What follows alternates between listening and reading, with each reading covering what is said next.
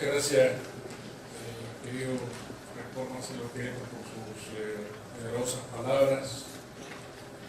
Señores rectores, miembros de CONARE, señores de la Comisión de Decanos, amigos, amigas universitarios, todos.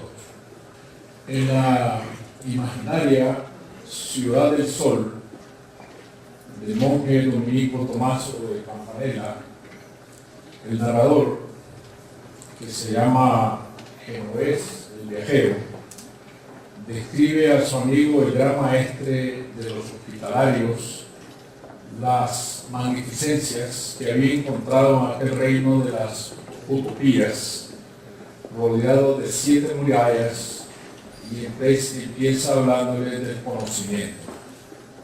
El sabiduría se llama el personaje que en la Ciudad del Sol se encarga de todas las ciencias y de los doctores y magistrados de las artes liberales y mecánicas, y tiene bajo su mando tantos oficiales como ciencias hay: el astrólogo, el cosmógrafo, el geómetra, el lógico, el retórico, el gramático, el médico, el físico, el político, el moralista, y tiene un solo libro que contiene todas las ciencias, que hace leer a todo el pueblo a la usanza de los pitagóricos.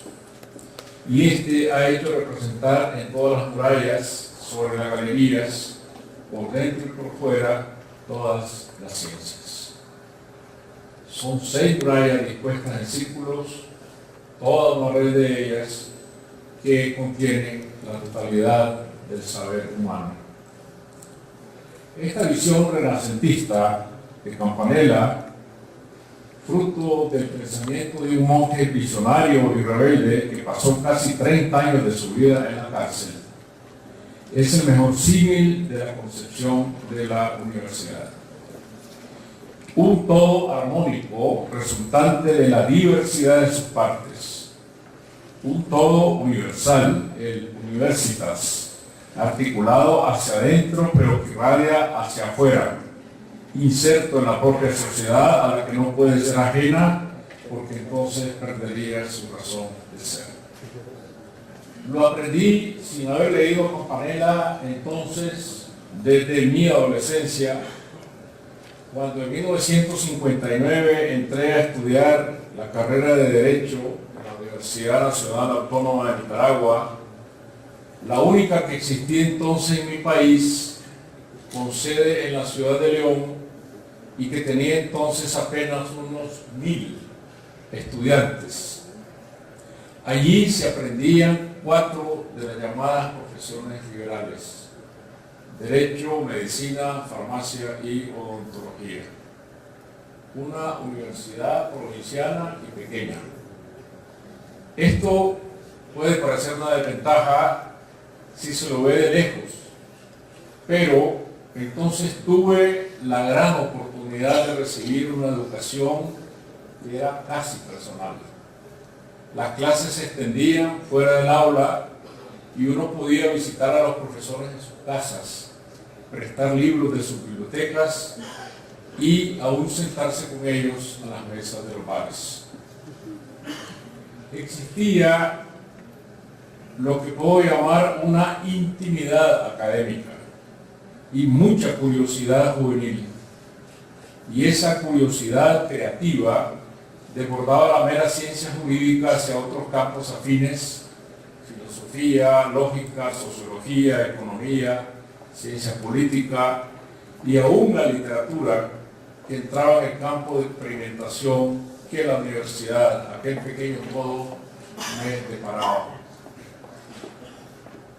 Para el narrador en ciernes que yo era, las clases de Derecho Penal, Medicina Legal y Criminología, al entregarme casos que estudiar, despertaban mi sentido de indagación por el misterio, la atracción por la trama y el trasfondo de los hechos, allí donde se hallan ocultas las motivaciones tantas veces oscuras, pasiones, odios, celos, amores traicionados, ambiciones de riqueza. Todo lo que es capaz de llevar al crimen y que, descrito en los boletines judiciales, me parecían verdaderas novelas. Después supe que Rojo y Negro de Stendhal y Crimen y Castigo de Dostoyevsky eran el resultado de la indagación en expedientes penales reales. Si no fuera por aquella escuela de Derecho, nunca habría escrito mi novela Castigo Divino, el proceso a que fue sometido un envenenador en serie, un caso ocurrido en la misma ciudad de León y que era materia de estudio en la clase de instrucción penal. Pero nada de esto podría explicarse sin la presencia de un personaje clave en mi formación humanista. El rector de la universidad era desde hacía apenas 2 años el doctor Mariano Fiallo Gil, abogado también, quien había luchado por conquistar la autonomía universitaria hasta conseguirla. Fuimos sus discípulos y formamos lo que entonces se llamó la generación de la autonomía. Él no creía en verdades absolutas, predicaba la duda como símbolo de la libertad de pensamiento y se sentaba en la banca de los corredores de la universidad a conversar con los estudiantes, a interrogarnos. Fue mi maestro en todos los sentidos y me animó a seguir por el camino de la escritura. Fue contemporáneo de Rodrigo Facio y ambos de la misma estirpe visionaria. Creó el lema a la libertad por la universidad y nos hablaba de un humanismo beligerante, la universidad fuera del claustro, y nosotros salíamos a la calle a enfrentarnos con la realidad de que el país se hallaba bajo la férula de una dictadura familiar que, curiosamente, bajo el gobierno de Luis Somoza de Baile, había ofrecido la rectoría al doctor Fiallo Gil en 1957 y este la había aceptado a condición de que el gobierno concediera la autonomía a la universidad. La tarde del 23 de julio de 1959, el mismo año en que llegué a estudiar a León, se produjo una masacre de la que fui sobreviviente y que marcó mi vida para siempre cuando el ejército de la dictadura atacó una manifestación de estudiantes. Eric Ramírez, mi compañero de banco en el aula de primer año de Derecho, estaba tendido en la calle. Tenía un orificio en la espalda. Me arrodillé a su lado para decirle que lo llevaríamos al hospital. Cuando lo volteamos, vi que tenía el pecho deforado por un balazo de fusil Garand. Empezamos a subir a los heridos y a los muertos en taxis y en vehículos particulares, decididos a llevarlos al hospital. Lo logramos. Y en medio de la confusión, de pronto me vi en la morgue. Descubrí sobre una de las losas a Eric y en otra a Mauricio Martínez, también compañero de banca. Los tres nos sentábamos juntos en la primera fila. Los tres teníamos 17 años y ahora ellos dos estaban desnudos sobre las losas bajo el chorro de la manguera que los lavaba. ¿Cómo se entiende eso de la muerte a los 17 años? Fueron 4 los estudiantes caídos y más de 60 heridos. Una historia que hoy ha vuelto a repetirse en Nicaragua, solo que multiplicada. Mariano Fiallo solía repetirnos la máxima de Pluvio Terencio Africano: soy un hombre, nada de lo que es humano me es ajeno. Que figura en la pieza de teatro El enemigo de sí mismo. Y nada del humano es ajeno a la universidad, que se debe a una formación integral capaz de crear profesionales eficaces para la sociedad, modernos en el conocimiento crítico frente a las verdades establecidas, renovadores del pensamiento, lectores incansables, curiosos, sin medida y sensibles ante su entorno, que en América Latina es injusto con tanta desmesura ser dueños, en fin, de una voluntad transformadora. Si a la universidad se le arrebatan esas cualidades y se burla de alguna manera su autonomía, nada queda de ella. Es lo que hace un siglo proclamaba el manifiesto liminar de la Federación Universitaria de Córdoba, fechado el 21 de julio de 1918. Las universidades han sido hasta aquí el refugio secular de los mediocres, la renta de los ignorantes, la hospitalización segura de los inválidos y, lo que es peor aún, el lugar en donde todas las formas de tiranizar y de insensibilizar hallaron la cátedra que las dictara. Las universidades han llegado a ser así el fiel reflejo de estas sociedades decadentes que se empeñan en ofrecer el triste espectáculo de una inmovilidad senil. Por eso es que la ciencia, frente a estas casas mudas y cerradas, pasa silenciosa o entra mutilada y grotesca al servicio burocrático. En las décadas que me tocó entrenarme en la vida académica, desde mi universidad primero, acompañando la gestión del rector Fiallo Gil como secretario suyo, y desde la Secretaría General del Consejo Superior Universitario Centroamericano, SUCA, después electo para ese cargo por 2 periodos, gané una visión invaluable de Centroamérica que me ha acompañado toda mi vida y nunca dejé de ser desde entonces un universitario. Las universidades centroamericanas, ya dueñas de su régimen de autonomía, eran protagonistas centrales de la vida social en diferentes sentidos, porque trascendían el claustro y representaban las aspiraciones de los ciudadanos, y adelantadas en una década al movimiento de integración regional, que no cristalizó sino en 1960, fundaron el SUCA en 1948, como el rector decía hace ahora 70 años. Yo cuento ahora el tiempo por décadas, que a lo largo de varias décadas llegó a cumplir un papel de verdadera trascendencia.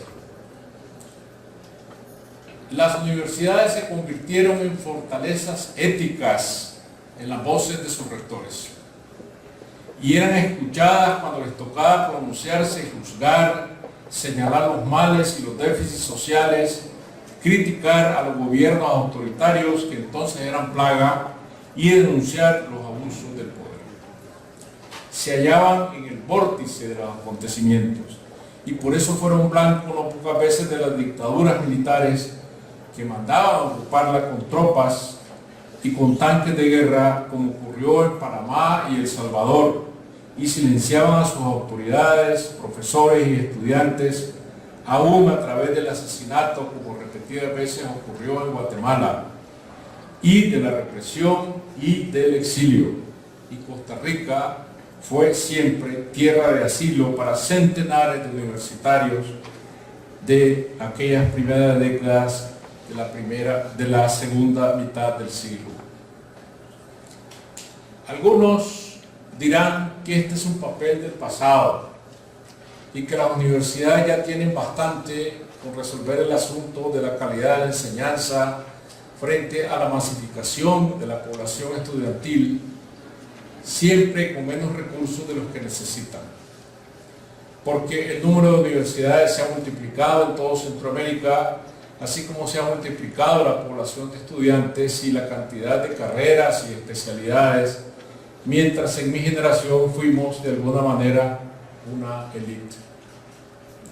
Sin embargo, cuando en las encuestas de opinión se pregunta sobre las instituciones de mayor prestigio, las que ejercen influencia sobre los ciudadanos, En muchos países de Centroamérica se olvida de preguntar por las universidades, como si se hubieran ausentado de la vida pública y ahora fueran verdaderos claustros cerrados.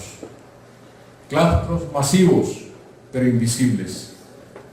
Nunca es bueno generalizar, pero debo preguntarme, ¿son escuchadas nuestras universidades hoy día de la misma manera que antes? ¿Ejercen ese mismo papel crítico y gozan por tanto de ese mismo prestigio frente a la sociedad, aparejado al prestigio de la calidad académica? ¿Y cuáles son entonces sus desafíos en este siglo XXI? La excelencia académica, claro, es un reto, y también la investigación como herramienta de transformación, nada más cierto. Y está también el reto de la enseñanza útil, conectada a las necesidades del desarrollo económico y social. Todos ellos son irrenunciables para la universidad pública en su papel transformador, que no se consigue sin calidad.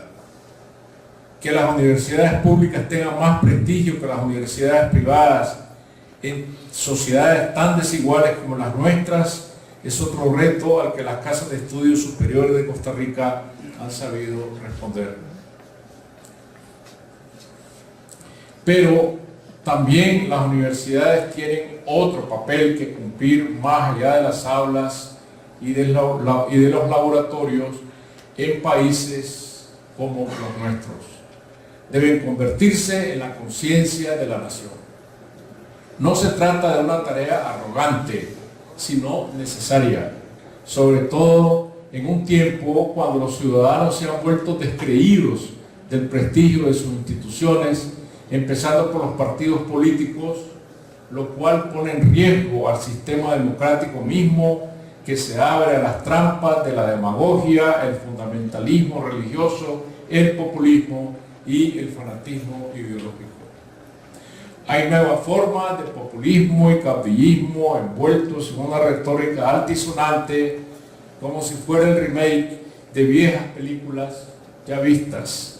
Y las universidades no se libran de la férula ideológica alineadas al poder político, como ocurre hoy en Nicaragua, donde se ha perdido todo vestigio de autonomía en las universidades públicas y la autoridad académica se subordina a la de los comisarios políticos. Son universidades intervenidas. Los profesores que no responden a las líneas políticas oficiales son despedidos y decenas de estudiantes han sido expulsados o se hallan en la cárcel acusados de terrorismo. La lealtad política sustituye al rendimiento académico y por tanto la calidad de la enseñanza se empobrece. La democracia es una herramienta ineludible e insustituible, sin la que no son posibles ni la paz social, ni la institucionalidad, ni la transformación social, ni el progreso económico. ¿Tienen que ver las universidades con la defensa de la democracia? Deben estar a la cabeza. Son ellas mismas un laboratorio permanente de elaboración democrática.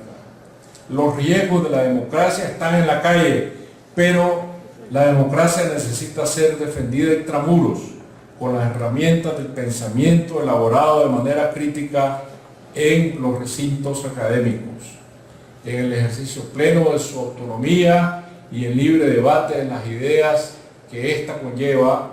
Las universidades deben ser ellas mismas escuelas de democracia. Las universidades no son plantas extrañas sembradas en medio de un páramo desolado, ni su paisaje circundante es neutro y vacío. Crece la corrupción en las esferas públicas como factor de alteración de la moral social. Aparecen fortunas escandalosas. El lavado de dinero penetra en las instituciones financieras y cuesta que los corruptos respondan ante la justicia, una impunidad que ofende a los ciudadanos. Y el narcotráfico que se esquista en los órganos del Estado, en las diversas capas de la sociedad, domina territorios y se vuelve un factor de poder capaz de alterar la convivencia social y enfrentar y corromper, creando el terror rural y dislocando la vida urbana. Están a la vista como asuntos de conciencia las consecuencias sociales del deterioro ambiental y la contaminación, la minería a cielo abierto, el envenenamiento de los ríos, la deforestación masiva, la sobreexplotación de la fauna marina, el uso de pesticidas prohibidos que causan enfermedades incurables y, al mismo tiempo, el agotamiento de los suelos agrícolas y la pérdida de rentabilidad de la agricultura, todo lo cual trae consecuencias sobre la vida de millones de personas. Y la pobreza extrema, que al abrir nuevos abismos de miseria, abre a la vez nuevas zonas de conflicto social, aumenta la migración hacia las ciudades y crea degradaciones que parecían antes imposibles, nuevos pobres, más pobres que los otros pobres de antes.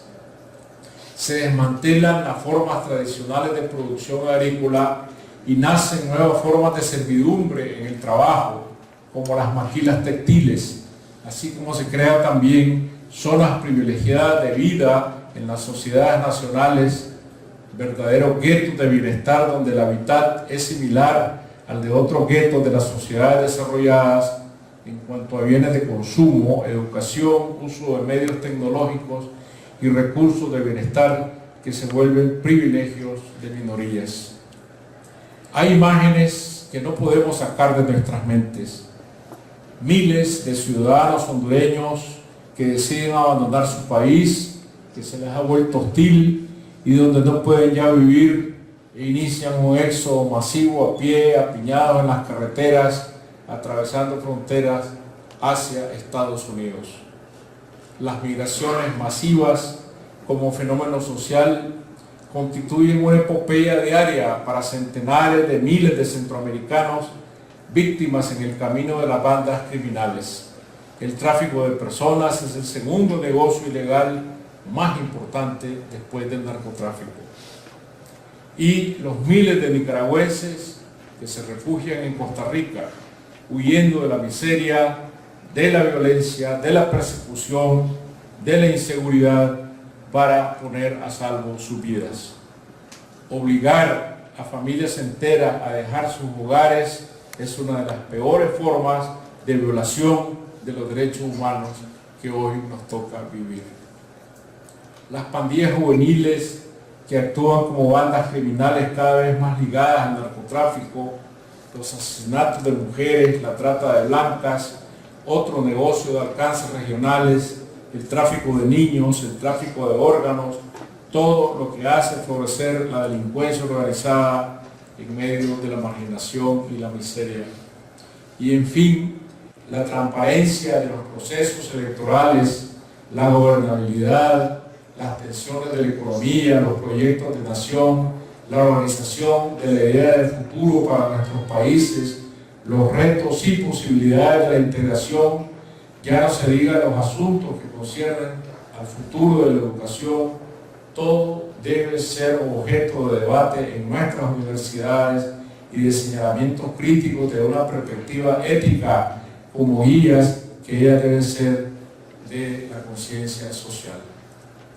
Las universidades tienen un papel insustituible en la construcción del progreso en medio de la era tecnológica. Son entidades que tienen que ver con el futuro y no con las ruinas del pasado.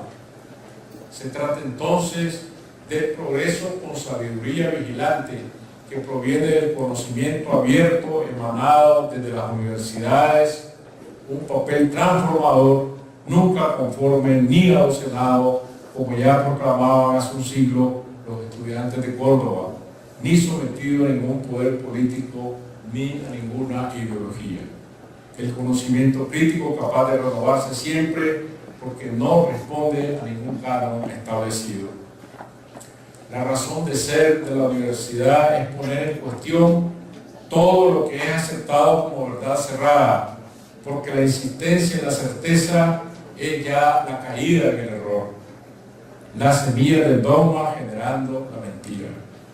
Toda la verdad absoluta, sobre todo si se convierte en un sistema de ideas capaz de generar poder, ha conspirado siempre contra la integridad del hombre, única medida de todas las cosas, según proclamaba Protágoras. Eso significa que en todo hombre varía el criterio de la verdad que es relativa y variable según las circunstancias y el tiempo y el espacio en que se está colocado. Una filosofía de la libertad, que es la base del humanismo beligerante. Saber nada más que no se sabe nada, como Sócrates, en ejercicio permanente de rigor con uno mismo. Que no hay humanismo sin tolerancia y que son los intolerantes, dueños de la verdad absoluta, los que siempre acusan de herejes a quienes no piensan igual, como lo explica Erasmo entre risas sosegadas en su elogio de la locura. Comprendo que la duda no es un estado muy agradable, pero la seguridad es un estado ridículo, nos dice Voltaire, cargando siempre de ironía sus frases. Dudo, luego existo. La premisa revivida de Montaigne, qué sé yo, en contra de la petulancia de la otra, ¿qué no sabré yo? Cuando se llega a ser dueño de la verdad absoluta, el mundo se detiene en la locura de las ausencias, como temía Erasmo. La lucha entre el dogma y la libertad de pensamiento sigue pendiente. Los temores sobre la verdad absoluta son más modernos que nunca cuando todas las preguntas de la filosofía regresan a buscar el verdadero sentido del humanismo, que es el ser humano. Tomismo contra humanismo, verdad sabida contra verdad por aprender. La rigidez axiomática del tomismo, que derrotaba en el terreno de las ciencias al método deductivo y experimental, tocar para creer, creaba el atraso, crear para no tocar, y derrotaba también en el terreno político la libre discusión de las ideas, que es fuente de toda democracia, para imponer categorías jerárquicas, creando el autoritarismo ideológico del que aún no nos libramos pese a tantas amargas experiencias. Porque el tomismo se volvió después ideológico en cualquier terreno, en la medida en que aseguraba la supervivencia del dogma, cualquier dogma, y se convirtió en el molde de toda intolerancia con rigor militar. Atraso, caudillismo, intolerancia, partido, mercado, todo regresa así hacia la oscuridad del dogma. Pero también hay en la historia, de acuerdo a los momentos dados, verdades insurgentes que se oponen a las verdades establecidas. Es un asunto de polaridad que, por su misma carga, elimina la escogencia múltiple, y la verdad insurgente, cuando adquiere poder transformador, se vuelve verdad dominante y como tal se convierte en verdad absoluta. Una verdad intolerante y el círculo vicioso vuelve a comenzar. Cuando el criterio sobre la verdad cambia por esa misma naturaleza dialéctica del previo error que Protágoras le da, las consecuencias de la acción ya se han consumado en la historia y la nueva verdad absoluta ha cobrado su precio intransigente. Es lo que ocurre con las revoluciones y sus diferentes etapas. Yo tengo mi propia experiencia. En cuanto el pensamiento libertario termina convirtiéndose en pensamiento burocrático y viene a dejar un rastro de desentendimiento en la sociedad, de polarización y de tragedia. Las revoluciones, en su gestación y eclosión, son siempre dueñas de la verdad absoluta, como lo fue la Revolución Francesa, la más libertaria de todas las revoluciones, hecatombe del pensamiento del siglo de las luces y a la vez la más intolerante de todas.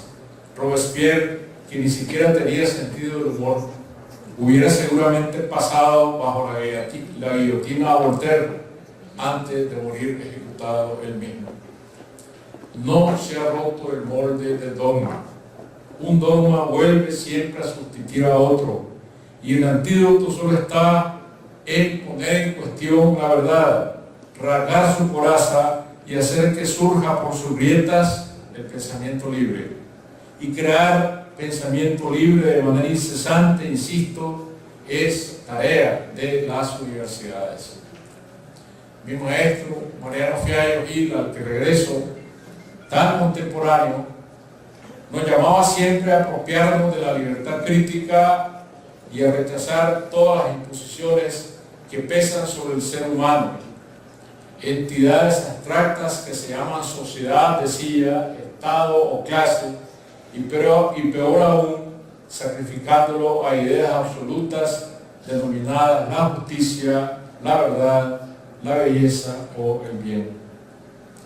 La primera prédica de la universidad, que por su naturaleza y su misión encarna, es la diversidad, a favor y beneficio de la libertad, para cerrar así el paso a la intolerancia de quienes no admiten el pensamiento ajeno y buscan anularlo. Son ellos quienes terminan levantando los cadalzos e inflamando las hogueras, donde se empiezan quemando libros y se terminan quemando personas, según las palabras del poeta Henry Heine, que nunca debemos olvidar. Muchas gracias.